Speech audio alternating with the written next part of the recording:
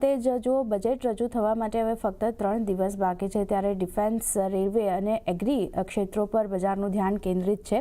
દરેક વ્યક્તિ જાણવા માંગે છે કે સરકાર આ ક્ષેત્ર માટે કેટલું ધ્યાન આપશે. આ ત્રણેય ક્ષેત્રો માટે બજેટથી શું આશા અપેક્ષા બનતી દેખાઈ રહી છે એની માહિતી લઈએ. સ્વર્ગીય યતિન મોટા આપણી સાથે જોડાઈ ગયા છે. યતિનજી, જણાવો, આ 3 મહત્વના સેક્ટર છે, શું આશા અપેક્ષા સેક્ટરની?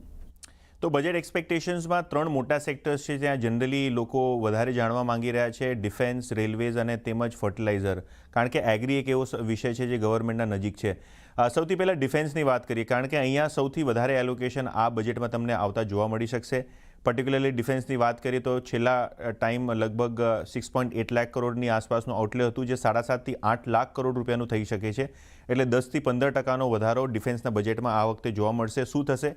Upgradation, missile system, anti drone system, drone system અને જે મિલિટરીની અપગ્રેડેશન છે તેના માટે આ ખર્ચ બહુ જરૂરી છે.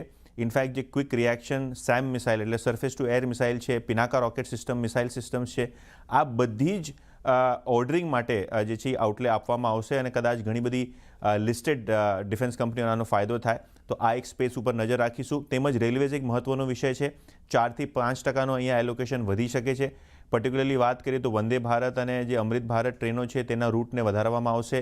તેમજ R&D, અપગ્રેડેશન, સ્ટેશન અપગ્રેડેશન, જે સિગ્નલિંગ સિસ્ટમ છે, રેલવે પેસેન્જર સેફટી છે, અહીંયા આ બધા વિષયોમાં ખાસ કરીને આવંટન વધારવામાં આવશે. અને ઓબ્વિયસલી કારણ કે વંદે ભારત ટ્રેન દોડતી હોય છે તો ટ્રેક અપગ્રેડેશનની બી જરૂર છે, જેના કારણે અહીંયા તમને એક રેલવે બજેટમાં ખાસો એવો ફાળો જે છે આ પર્ટિક્યુલર વસ્તુ માટે જોવા મળશે.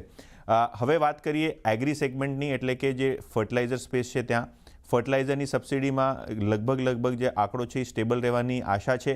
પણ ખાસ કરીને જે ફાર્મર વેલફેર સ્કીમ્સ છે, પર્ટિક્યુલરલી જે સન્માન નિધિ છે, ત્યાં કંઈ વધારો થાય છે કે નહીં એ જોવા જેવું રહેશે.